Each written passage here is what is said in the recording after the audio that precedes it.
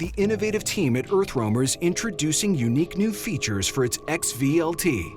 Every EarthRoamer starts with a Ford F550 chassis, which looks like a typical pickup, minus the bed. A group of engineers that help us make sure what we're doing to the truck is within Ford specifications, and we're not over-stressing any particular point. Everything from the axles, brakes, driveline, everything is well within their design criteria and design requirements. So we actually maintain the Ford factory warranty. We pull it into any Ford dealership and get it serviced.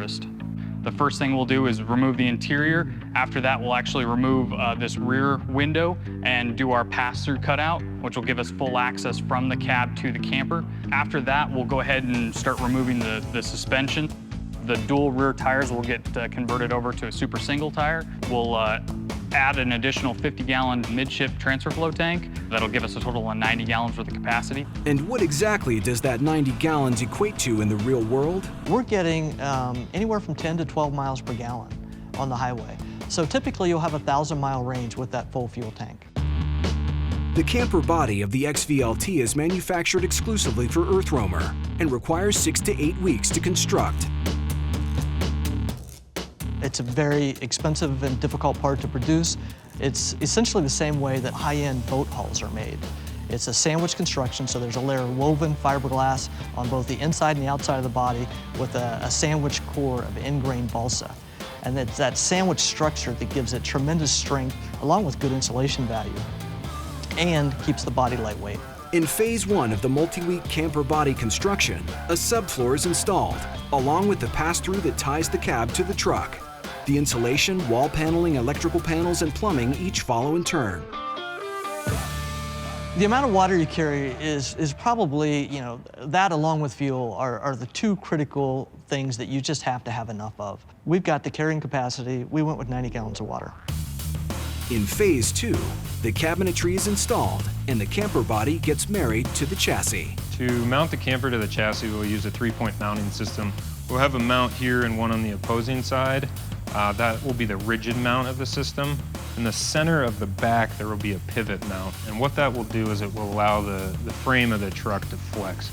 A typical camper is just bolted right to the frame of the vehicle. The frame of a vehicle will flex tremendously whenever you're on uneven terrain. So if you bolt that camper body to that frame directly, it's trying to twist it apart every time you're driving it on any uneven terrain. In the third and final phase of the build, all the individual systems get connected. Everything on the back here, everything that we use wiring-wise in the camper and on the chassis is all going to be marine-grade wiring. So everything's designed to get wet and be outside in the elements in extreme situations, both for hot and cold weather. On the off chance that you experience problems in extreme situations, EarthRoamer maintains the full Ford factory warranty. Just pull into any Ford dealership and have your XVLT serviced. Then again, if you're out in the middle of nowhere, and let's face it, you most likely will be, the EarthRoamer is extremely user-friendly. The same off-road shocks that the Baja racers use, heavy-duty anti-sway bars. The Ford factory tires are roughly 31-inch in diameter. We upgraded to a 41-inch military tire with a bead lock. It's very rare that a customer ever gets a flat tire. Before the keys are handed over to the client, the XVLT must pass a rigorous protocol of testing and quality control. The rig's all wrapped up, so the only final step now is to take it out and do a shakedown trip on it, just to make sure that we got all the bases covered. And we're looking for just any, basically squeaks and rattles or anything like that at this point.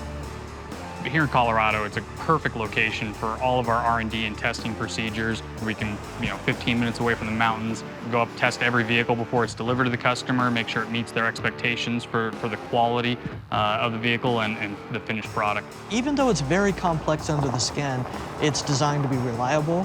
You don't need to go and be switching and doing a lot of things.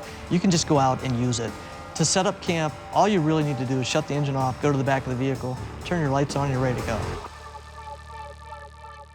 Continental is not quite your cup of Earl Grey. Maybe the EarthRoamer is more your taste. On the driver's side of the outside of the truck, we have our custom-made fender flares. We open up the fender to accommodate our larger 41-inch tall Continental MPT-81 military tire. It's mounted on a 2-piece wheel, aluminum wheel with an internal bead lock. So we can air these tires down to increase traction in soft sand, snow, any type of off-road situation where we need more traction for the tires. On the outside of the truck is a Line-X body protection package, a retractable powerboard step system, and 6 solar panels on the roof delivering 1.3 kilowatts of power. And other than the TV antennas, everything on the roof has a marine-grade gel coat, which will allow the owner to walk around the roof without causing damage. Towards the rear on the driver's side, we have our Thetford toilet cassette system. It's an incredibly clean and simple system. With just one hand, you can pull it out and pop it back in the truck, and you're back on the road, ready to go. So on the rear passenger side here, we have our camper entry door. There's a reason that the entry door is on the side of the vehicle. When I was in Alaska with my pop-up camper, the door's on the back. The back gets covered with mud every day, and you're crawling through mud to get back into your camper. On the side, it stays clean. And muddying up the interior of this XVLT is the last thing you're gonna wanna do. The Ford F550 Lariat and leather seats provide a haven from the grit and grime of the great outdoors. The interior of the vehicle really differentiates us from many other expedition vehicles. And what I learned on long trips is this is your home. This is the place that you're sleeping in every night, you're eating your meals, you're taking showers. So why not have it be a home? It can be a comfortable place to live, and it should be. Yeah, everything we use in the interior is really designed to be truly livable. So rather than having a little tiny microwave and a little tiny sink that you really can't use, we use full-size appliances. We have a convection microwave oven that can bake and broil as well as microwave, a nice big stainless sink, a 2-burner stove, and a very large refrigerator freezer. In the interiors, we use real granite countertops, hardwoods. All the cabinetry is maple and hardwood cabinetry.